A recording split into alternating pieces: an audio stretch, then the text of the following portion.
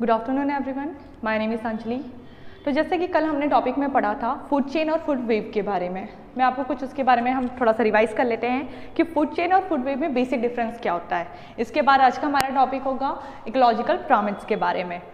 कल हमने जो फूड चेन और फूड वेव के बारे में पढ़ा था, तो अगर मैं आपसे बेसिक डिफरेंस की बात करूँ, जैसे कि हमने कल समझा था फूड चेन और फूड वेव में, अगर आपसे मैं किसी लीनियर पैटर्न की बात करूं, लाइक अगर कोई प्रोड्यूसर से लेके आपकी प्रोड्यूसर के बाद प्राइमरी, सेकेंडरी और टर्शरी कंज्यूमर तक पहुंचने की स्टेज की मैं बात करूं एक लीनियर वे में, हम उसको फूड चेन में काउंट करते हैं। जैसे एग्जांपल आप ले लीजिए, जैसे मान लीजिए कि कोई प्रोड्यूसर है, ठीक है, प्रोड्यूसर में हमने किसको काउंट किया, प्लांट्स लिया। इसके बाद आपका कौन आएगा, प्राइमरी कंज्यूमर। प्राइमरी कंज्यूमर में हम एक एग्जांपल ले लेते हैं, जैसे मैंने जैसे ले लिया रैबिट। प्राइमरी के बाद आपका आ गया सेकेंडरी कंज्यूमर। रैबिट को कौन खाएगा, जैसे हमने बात कर ली, मैंने आपसे ले ली कोई वाइल्ड कैट, ठीक है। इसके बाद आपका आ गया टर्शरी कंज्यूमर। इसको कौन खाएगा, इसको मैंने ले लिया टाइगर। यानी कि एक, अगर मैंने आपसे बात करी एक लीनियर पैटर्न को फॉलो करना, जिसमें कोई और, अगर मान लो कि मैंने यहाँ से रैबिट, अगर मैंने आपको बताया कि इस वाइल्ड कैट के लिए रैबिट नहीं है, तो क्या फूड चेन फॉलो हो पाएगी, नहीं। यानी कि हर एक प्रोड्यूसर, हर एक कंज्यूमर एक दूसरे के ऊपर डिपेंड करता है। जितने भी प्राइमरी, सेकेंडरी, टर्शरी कंज्यूमर होगा वो इनडायरेक्टली वे पे किस पे डिपेंड करेंगे, एक दूसरे पे डिपेंड करते हैं। अगर इनमें से एक भी चीज हटी या उसकी पॉपुलेशन कम हुई तो क्या होगा, ये फूड चेन ब्रेक हो जाएगी। तो फूड चेन के केस में हम हमेशा एक लीनियर पैटर्न की बात करते हैं। अगर मैं आपसे बात करूं फूड वेव की, तो फूड वेव में मैंने आपको क्या बताया था कि जब हम मल्टीपल ऑफ फूड चेन को एक साथ जोड़ते हैं और उसको बनाते, तब वो फूड वेव बनती है। फूड चेन और फूड वेव में मैंने आपको क्या बताया था कि मान लो कि इसी प्लांट, जैसे इस प्लांट को रैबिट ने खाया और मैंने आपसे यहाँ पे बात करी कि इसी को कोई माउस खाता है या फिर इसी को कोई डियर खा रहा है, तो आपका इस प्रोड्यूसर को लेने वाले कितने कंज्यूमर हो गए, इस प्राइमरी कंज्यूमर कितने हो गए, 3 हो गए। अब अगर मैं इस माउस की बात करूं, तो इस माउस को स्नेक भी खा सकता है, ठीक है, ये वाइल्ड कैट भी खा सकती है, या मान लो मैंने यहाँ पे लिख दिया वुल्फ, या सॉरी यहाँ पे मैंने लिख दिया कोई फॉक्स, वो भी इसको खा सकता है, ठीक है। सेम ऐसे मैंने डियर की बात कर दी कि डियर को ये वाइल्ड कैट भी खा सकती है, या फिर मैंने यहाँ पे और ऑप्शन में लिख दिया कि यहाँ पे वुल्फ, ये भी इसको खा सकता है, या फिर मैं इसको डायरेक्टली यहाँ पे लिख सकती हूँ कि क्या इसको टाइगर भी खा सकता है। मतलब अगर हम एक नॉर्मली तरीके में देखेंगे, मल्टीपल ऑफ फूड चेन्स मिलाकर जो बनती है उसे हम फूड वेव बोलते हैं। अगर मैं आपको एक डायग्राम के बेसिस पे इसे बताती हूँ, अब डायग्राम से ज़्यादा अच्छा समझ पाएंगे। जैसे मान लो कि ये प्रोड्यूसर है, यानी कि प्लांट, इस प्लांट को कौन कौन खा सकता है, समझ में आ रहा है। अगर इस प्लांट की बात मैं करती हूँ, इसे कौन कौन खा सकता है, इसे एक रैबिट ले सकता है, इसको डियर खा सकता है, इसको माउस खा सकता है, ठीक है। अब इस माउस के ऊपर हम जाएं तो इसको कौन खा सकता है, स्नेक। स्नेक को कौन खाएगा, ईगल, ठीक है। तो यानी कि ये एक फूड चेन है, ठीक है, जिसकी एक सिंपल प्रोसेस है, ये इसके ऊपर डिपेंड करता है। वहीं अगर मैं इस प्रोड्यूसर की डियर से बात करूं, डियर को कौन खाएगा, टाइगर, ठीक है। अगर मैं रैबिट की बात करूं, इस रैबिट को और कौन खा सकता है, मैंने यहाँ पे बात करी वाइल्ड कैट, ठीक है।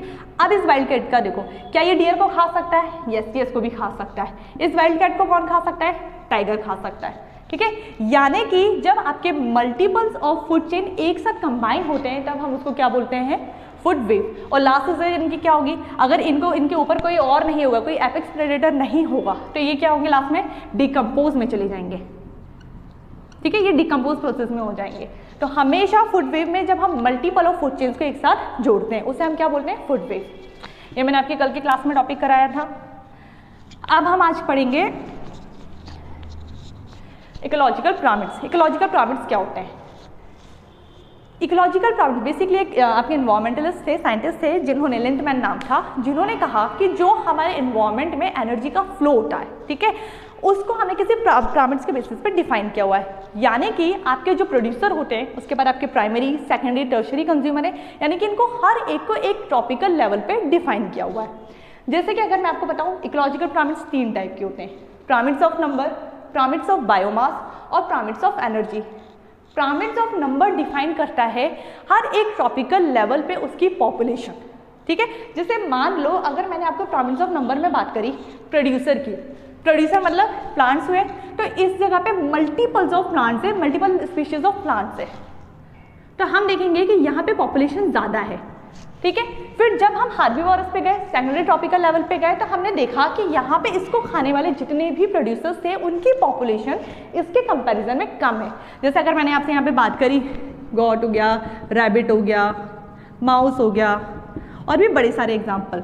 तो जब हम इनकी पॉपुलेशन वाइज देख रहे हैं, यहाँ पे आपके नंबर ऑफ प्रोड्यूसर ज़्यादा थे, फिर धीरे धीरे आपके ऊपर वाली स्टेज में क्या हुआ, आपकी पॉपुलेशन जो थी वो कम हो गई, नंबर ऑफ पॉपुलेशन कम हो गई। फिर जब हम सेकेंडरी स्टेज में गए, जब हमने कार्निवोरस देखा जो इंस्को खाएंगे, जैसे कि हमने वाइल्ड कैट ले लिया, फॉक्स ले लिया, ठीक है। जब हमने इनको देखा तो हमने देखा कि इनकी जो पॉपुलेशन थी वो इस हार्बीवोरस के कंपैरिजन में कम थी।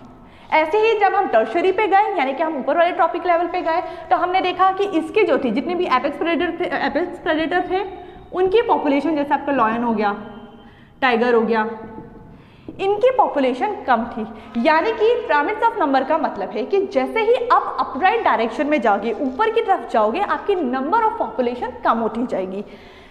पिरामिड्स ऑफ नंबर में दो टाइप के पिरामिड्स होते हैं, एक होता है अपराइट और एक हम बोलते हैं इनवर्ट। इन्वर्टेड का क्या होता है, जैसे मैंने आपको यहाँ पे बताया कि इसमें नंबर ऑफ पॉपुलेशन आपकी कम हो रही है।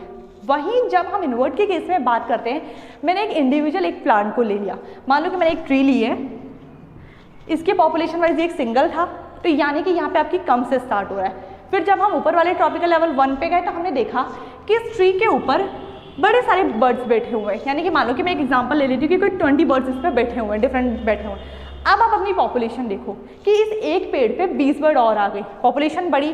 फिर जब आप ऊपर गए तो हर एक चिड़ियाओं के ऊपर 20 चिड़ियाएँ जितनी भी थी, इसके ऊपर पैरासाइट लगे हुए थे, बड़े सारे छोटे छोटे छोटे। फिर पॉपुलेशन इंक्रीज हुई और फिर उसके बाद हाइपर पैरासाइट लगे थे। यानी कि जब हम पिरामिड्स ऑफ नंबर की बात कर रहे हैं तो अपराइट डायरेक्शन में जाते हुए जो आपकी नंबर ऑफ पॉपुलेशन है वो बढ़ रही है, वो कम हो रही है। लेकिन जब हम इनवर्ट के केस में बात कर रहे हैं, आपकी नंबर ऑफ पॉपुलेशन बढ़ रही है। तो ये हुआ आपका pyramids of number. Pyramids of biomass क्या होता है, पिरामिड्स ऑफ बायोमास को बेसिकली हम ड्राई वेट के केस में काउंट करते हैं, ठीक है। यानी कि बाय वेट हम इसको देखेंगे कि ये बढ़ रहे हैं या। तो जब हम अपराइट डायरेक्शन में जा रहे हैं तो हमने देखा, जैसे मैंने आपको इसी ट्रीज की बात कर रही थी, यहाँ पे बड़ी सारी ट्रीज थी, बड़ी सारी स्पीशीज थी। तो अगर हमने इनका टोटल वेट देखा तो ये बड़ा ज़्यादा था। फिर हम हार्बीवोरस पे गए, ऑब्वियसली बात है पॉपुलेशन कम हुई तो वेट भी कम हो गया। फिर हम कार्निवोरस पे गए, उसका वेट और कम हो गया। ऐसे ही जैसे जैसे हमने अपना एक ट्रॉपिकल लेवल बढ़ाया, हम ऊपर के डायरेक्शन में गए, हमारा जो ड्राई वेट था वो कम होता जा रहा था, ठीक है। ये नंबर ऑफ बायोमास में। बट वही जब हमने इसे एक्वेटिक सिस्टम में देखा, जब हमने इसको एक्वेटिक केस में देखा तो ये उल्टा काम किया। हमने देखा कि जितने भी नीचे वाले, इस वाले केस में था, जितने हमारे फाइटोप्लैंक्टन्स थे, इनकी पॉपुलेशन के मिलियंस में थी, ये बड़े ज़्यादा मात्रा में थे, बड़े छोटे छोटे थे। अच्छा, ये बेसिक डिफरेंस जू प्लैंक्टन और फाइटोप्लैंक्टन्स में डिफरेंस क्या होता है, एक सिंपल सा है कि जितने भी आपके जू प्लैंक्टन या फाइटोप्लैंक्टन्स होते हैं, ये पानी की फ्लो की तरह, जहाँ पे भी पानी का फ्लो होगा उसी डायरेक्शन में मूव करते हैं।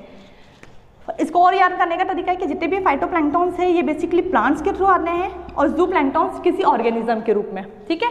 तो सबसे पहले जितने भी आपके फाइटोप्लैंक्टन्स हैं, हमने इसको देखा मिलियंस में थे। फिर हम ऊपर गए, इसकी अगर मैंने आपसे यहाँ पे बायोमास ड्राई वेट की बात करी, हम यहाँ देख रहे थे कि यहाँ पे हमारा वेट ज़्यादा था। अगर हमने प्लांट्स को काउंट किया, मान लो कि इसका एग्जाम्पल इन पूरे इसका वेट कितना था 1000 kg। हम ऊपर गए, ये 100 kg हो गया। फिर हम यहाँ गए, ये 10 kg हो गया और एपेक्स तक ये पहुँच के 1 किलो हो गया, ठीक है। तो हमने देखा कि ऊपर डायरेक्शन में हमारा वेट कम हो रहा है, बट यहाँ पे पॉपुलेशन ज़्यादा थे, स्टिल इनका वेट कम था। अगर मैं देखूँ तो ये कुछ ग्राम में थे। फिर जू प्लैंक्टन गए, जैसे जैसे ये ऊपर की तरफ बढ़ा, ये इनवर्ट केस में गया, ट्रॉपिकल लेवल पे बढ़ा, तो इसका जो वेट था वो बढ़ता जा रहा था। जू प्लैंक्टन का वेट इससे ज़्यादा हुआ, जो स्मॉल फिशेस थी उसका वेट इनसे ज़्यादा हुआ, चाहे भले ही पॉपुलेशन ज़्यादा थी, पर स्टिल इनकी जैसे जैसे पॉपुलेशन कम हुई, वेट इनका बढ़ता चला गया। तो ये आपका आता है पिरामिड्स ऑफ बायोमास में। पिरामिड्स ऑफ नंबर मैंने आपको बताया, पिरामिड्स ऑफ बायोमास बताया। अब आते हैं पिरामिड्स ऑफ एनर्जी। लेकिन मैंने एक चीज़ और बताई थी, जो पिरामिड्स ऑफ एनर्जी होता है, इसमें जो आपका एनर्जी का फ्लो होता है, जैसे जैसे आप ट्रॉपिकल लेवल पे, हायर लेवल पे जाते जाओगे, जितने आप प्रोड्यूसर से प्राइमरी, सेकेंडरी और टर्शरी कंज्यूमर तक पहुंचोगे, जो आपका एनर्जी का फ्लो है वो कम होता जाएगा।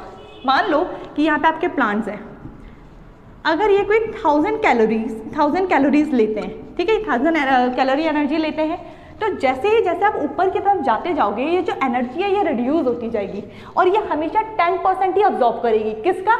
अपने आगे वाले। जैसे मान लो कि हार्बीवोरस है, ये इस प्रोड्यूसर का सिर्फ 10% ही अब्जॉर्ब कर सकते हैं, ये 10% ही ले पाएंगे।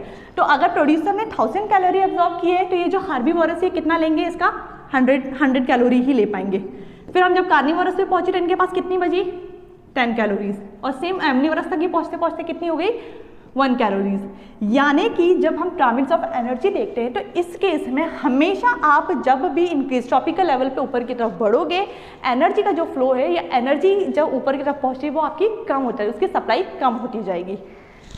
तीनों में एक बेसिक डिफरेंस आपको याद रखना है कि एनर्जी, पिरामिड्स ऑफ एनर्जी के केस में आपका जो पिरामिड्स होगा वो सिर्फ अपराइट डायरेक्शन में होगा, ये कभी भी इनवर्ट केस में नहीं होता है। जबकि पिरामिड्स ऑफ नंबर और पिरामिड्स ऑफ बायोमास के केस में ये इनवर्ट और अपराइट दोनों हो सकता है।